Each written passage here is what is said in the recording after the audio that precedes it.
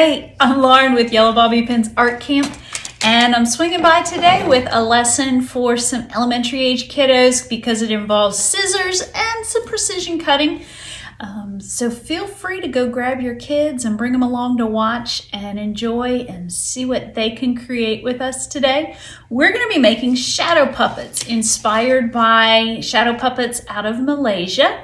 And while you see these awesome details on my hand, the person that we created, and even my little one's hand here, the details look really pretty in the daylight, and that's what happens with the Malaysian shadow puppets. They're very intricately made. Some were made from leather, some were made from metal. They're phenomenally made.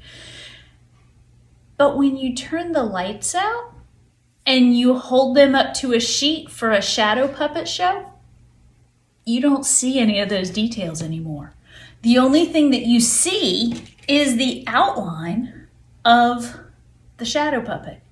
And so the more interesting you can make your puppet today, the more it will tell about what you are doing, what your puppet is supposed to be doing.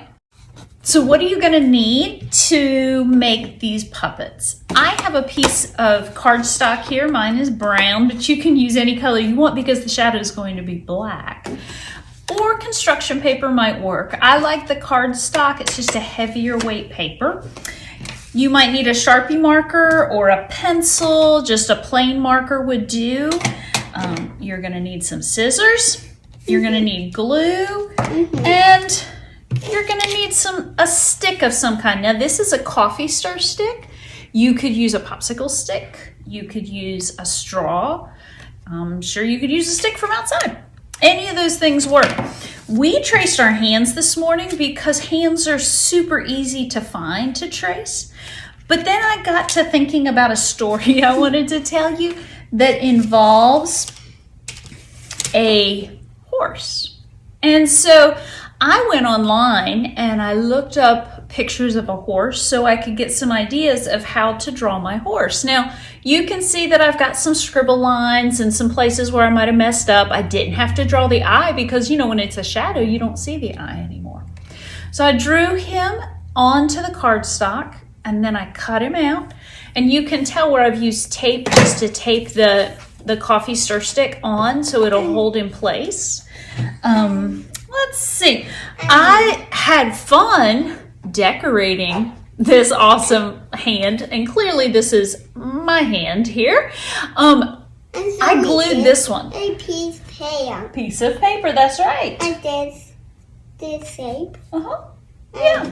Well, I glued this one down, so it's a little more permanent. We used some glitter glue on this, so it might have to dry for a little while. But it depends on how fancy you want it to be. I wanted to worry about the shape on this one. Hi, hand. Hi. I wasn't worried about what the picture looked like. Okay. This one, I love the picture, and I really wanted to celebrate this crazy lady and her fun hair. I love you. Mommy hand. That's funny. That's funny, hand. Give me. No, scary. I kiss you. So start with your cardstock. Draw your picture.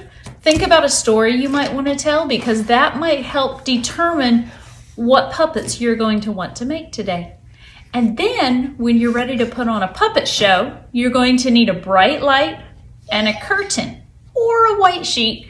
I taped mine to a doorway and then put the light on one side and my audience sat on the other. And here you go.